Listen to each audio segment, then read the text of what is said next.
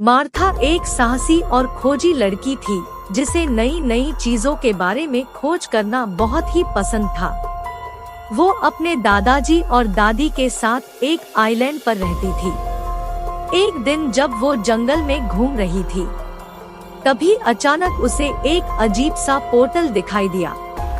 वो पोर्टल दिखने में कुछ अजीब सा लग रहा था, मानो जैसे कि वो कोई जादुई दुनिया का द्वार हो।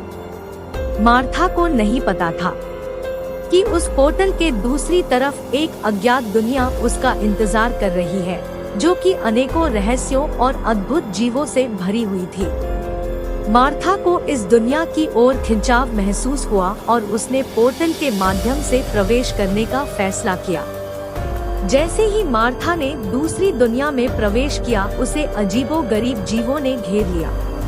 इन जीवों ने मार्था का स्वागत किया और उसे अपनी दुनिया के बारे में बताया। मार्था को पता चला कि यह दुनिया अल्फिया नामक एक जादुई दुनिया थी, जो कि ठीक इंसानी दुनिया की विपरीत थी। अल्फिया में हर जीव के पास अपनी अद्भुत शक्तियाँ थी। समय के साथ साथ मार्था ने जल्द ही अल्फिया के लोगों के साथ दोस्ती कर ली और उनकी शक्तियों के बारे में सीखना शुरू कर दिया।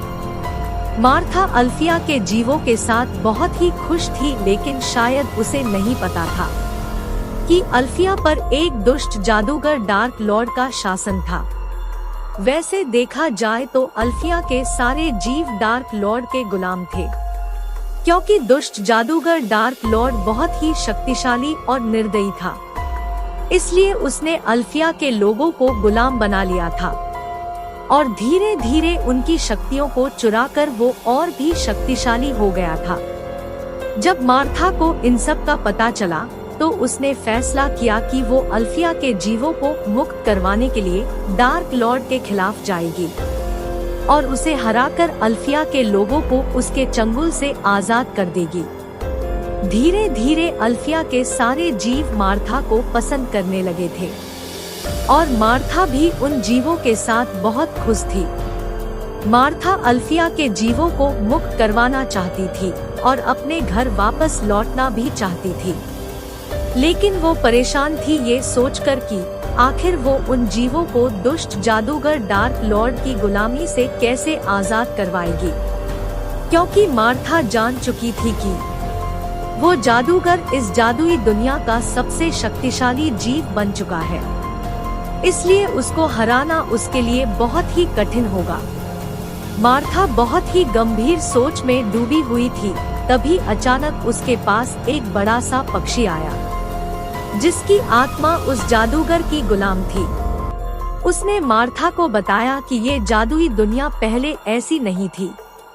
इस दुनिया पर एक रेड ड्रैगन का राज था, जो कि एक रहमदिल और एक अच्छा राजा था। उसके शासन में अल्फिया के सारे जीव बहुत ही खुशहाली से अपना जीवन यापन करते थे और जब भी अल्फिया पर या उसके जादुई जीवों पर कोई भी संकट आता था, तो रेड ड्रैगन हमेशा उनकी रक्षा करता था और उन्हें बचा लेता था।